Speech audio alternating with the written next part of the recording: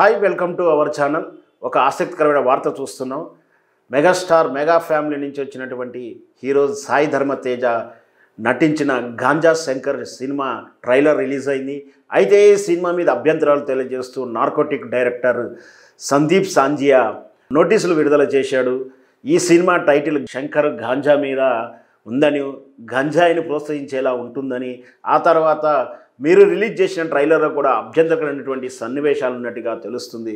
మీరు సినిమా పేరును మార్చుకోవాల్సి ఉంటుందంటూ కూడా తను లెటర్ ద్వారా పంపించడం జరిగింది. మరి వేచి చూద్దాం.